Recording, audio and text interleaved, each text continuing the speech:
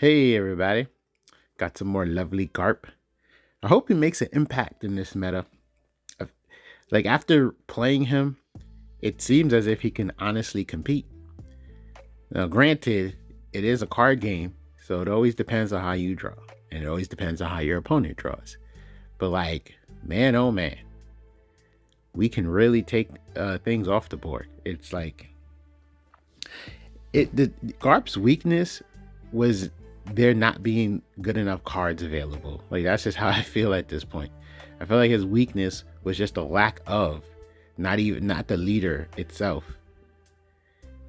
The fun thing about card games is we're always learning, and when decks get to a certain point, because sometimes it does take the need of cards to come out, right? But then there's these other moments where a card comes out, it creates enough interest to where everybody is trying to build the deck. The deck, especially if the card comes out and it's good and all that stuff, so everybody builds the deck. Then they try to continue advancing the deck, right? And then all of a sudden, it's like, what do you call it? You just start finding this card and that card that nobody cared about. Trash, pennies, ripped up, pick it up off the floor, and now it's meta or even bannable. And I always find that funny, and then you, with the knowledge that we have and the way we play, we can think to ourselves, wait a minute, if we go backwards, we probably could have actually made a deck. It's so funny, and I always think that's kind of cool and not cool at the same time, because I'd be like, damn, if only I was able, if only I had this way of thinking back then. But yeah, basically, Garp didn't have enough though. Respectfully, he didn't have enough. But for like his style, but like seeing how Marineford fits and Great Eruption before, like after Sakazuki, and then thinking back on it, it's like if decks were constructed in a slightly different way, they probably, in that old meta, they probably would have done better than we thought. Because we didn't really know how to manage Dawn, how to manage cost reduction, how to manage a lot of things. Now we do, because we got so much practice with it. So to see how fantastic Great Eruption was alone, but people wouldn't play it. If you're playing black, it's like it's a staple out of nowhere, right? Like it became a staple. But back then, no, people just didn't want to touch it.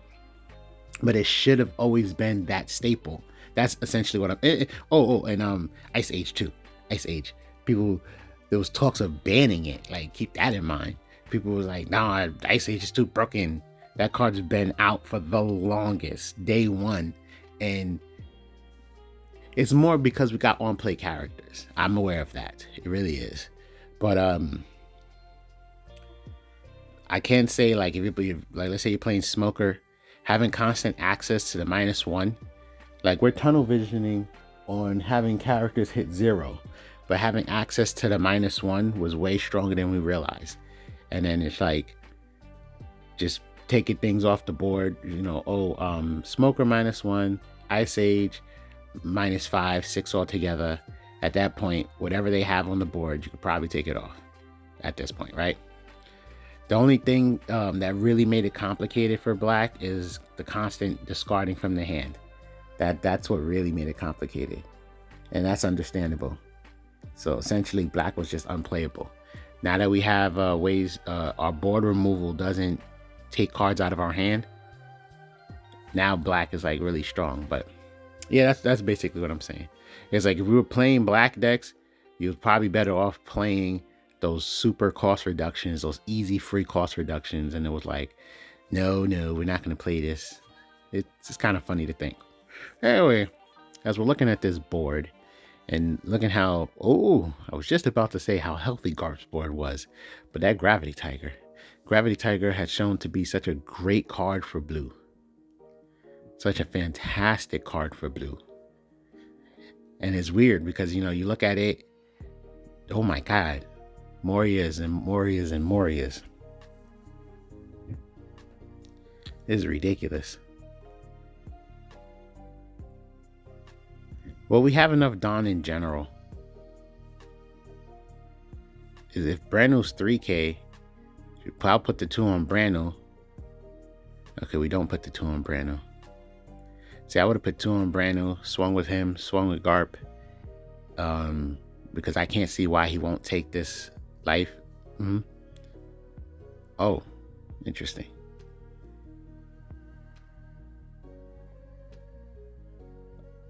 It feels risky not getting a blocker, but then at the same time, of course, why not just take that off the board? And there's not much rush characters out there in these streets for blue. We're just thinking about Usopp. Boop. Oh, we just essentially milled.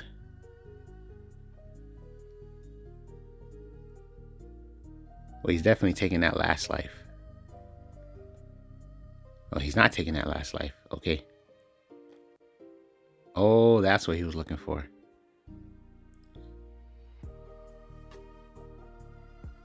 See, Moria actually should just get taken out this game. I think he doesn't make sense.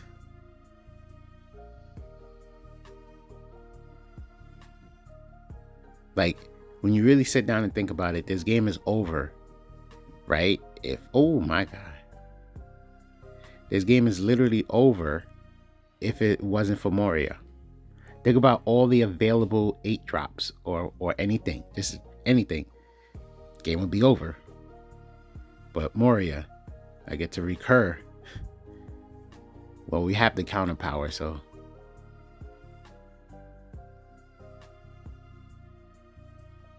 Oh, look at that. Chuck the Helmelpo. Oh, and we, that's funny.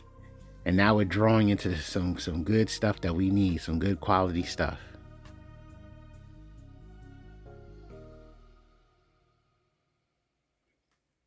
If we wanted to be risky, yeah, you do that, then do that. The only thing is we don't have any blockers, but we're taking 2 off the board, putting them back down to a 1 swing situation. Now we actually have counter power. We have 4K of counter power in our hand and a full board. So they basically can't survive unless they can game us this turn. And that's all because of Moria. I'm disgusted. I'm actually disgusted. That is because of Moria. Oh, we bumped into red-green law. You know what's weird about red-green law is that, yes, he terrorized us in the beginning, you know, but it's weird. It just shows like what power creep does in general, because they brought out better and more board removal, and that's it. Now this deck is like trash because it can't spam, and they haven't made things for this deck in particular to be able to comfortably spam. You know, it's like he truly relies on 1-drops and being able to add cards to hand.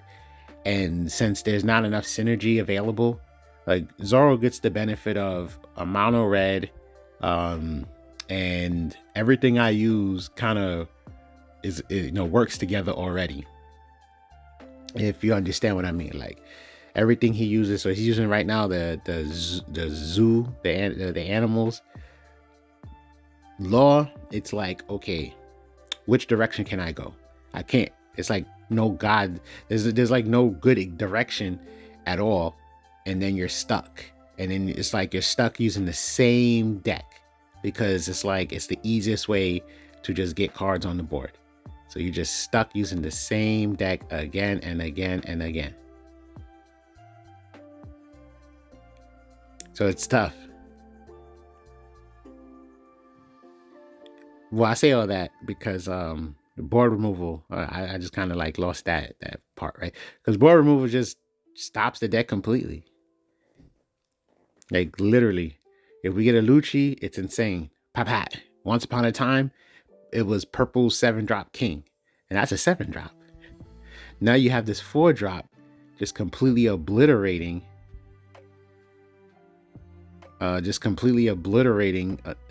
his board. Ooh, I like the Otama plays. Yeah, they really need Brook off the board because every swing's a character.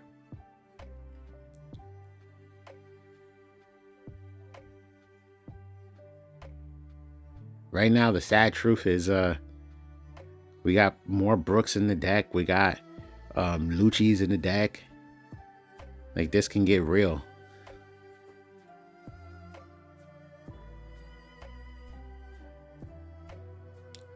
It kind of sucks. I mean, granted, that is the opponent. He's the ops.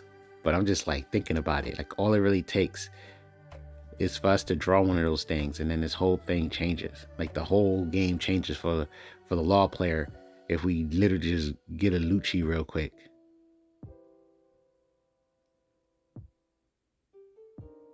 So we're probably trying to scare him into blocking with with his blocker law. Because normally, if you're getting, yep, there it goes. If you're getting your cost reducted, then you set the impression that you're gonna take it off the board, not understanding our hand. And I'm guessing if it didn't go that way, we would have just dropped the Sabo to get a quick cycle. So literally looking at our hand, I ain't gonna lie to you. I mean, we got the Luffy, and then he has to fight over the Luffy. So I know that's gonna be troublesome for him. But yeah, looking at our hand, he low-key has the advantage, technically. I don't know. Maybe he doesn't. And then we just got a Brook. So now he definitely doesn't. Swing again. We use the Rebecca. We get Helmeppo. That's a lot. It's funny. I think one Dawn, and we could just summon Brook. Brook gets rid of Chopper. We probably want to swing on what's his name? Get rid of Chopper. I don't understand. I didn't understand the play. Maybe it's not enough. No, we could have. Yeah, you could just pop Chopper, swing on what's his name? I don't see. You done messed up. Swing on Zoro. Ugh.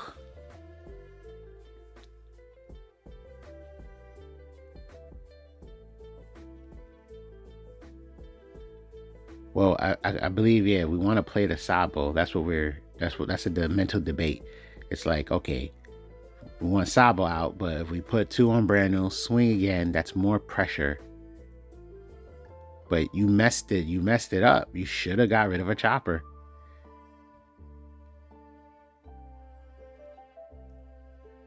Because you get rid of 2 Choppers and a Zoro, you take 3 off the board. I mean, yeah, I get it. There is the threat of him swinging with the restand law, but you just took 3 characters off the board potentially. But then again, who knows? Who knows if he would have really saved it? Attack. We don't have enough in the trash to give a honest boost, but okay, there it goes. Now it's gone. Okay, so it all worked out. All the swings. We didn't get to develop Sabo, but all those swings end up working out. And then right now he's just restoring his hand and board, playing the low drops, classic law plays. You know what it is. The sad or fun part, depending on what side of the board you're on. Ooh, he playing a bounty. But since he had to spend all that Dawn to develop board, he gets a weaker swing. That, like, all our Brooks was in life. Like, what's good with that? So I feel like I was like, maybe we could just Ice Age.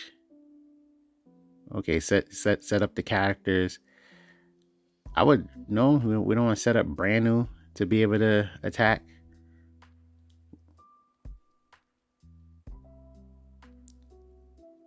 What are we debating? I mean, we have brand new. I think you should spread out your pressure and give him another character to attack.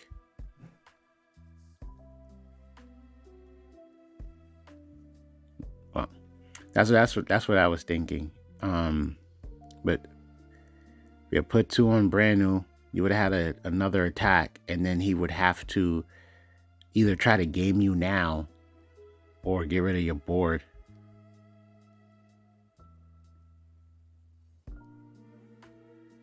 But then, to be honest, respectfully, I was thinking we're at 10 Dawn, right?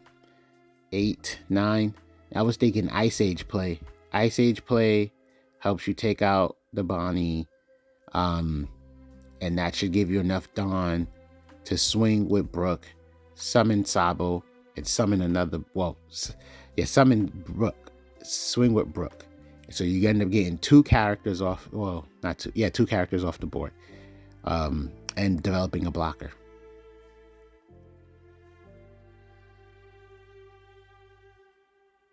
I mean, backseat dueling is always easy, right? It's always easier than being the person in the driver's seat. But yeah, I felt like since the key against Law, at least this Law, is just to take stuff off the board so he doesn't have access to his leader ability. That seems to be like the main focus. You just gotta focus on that.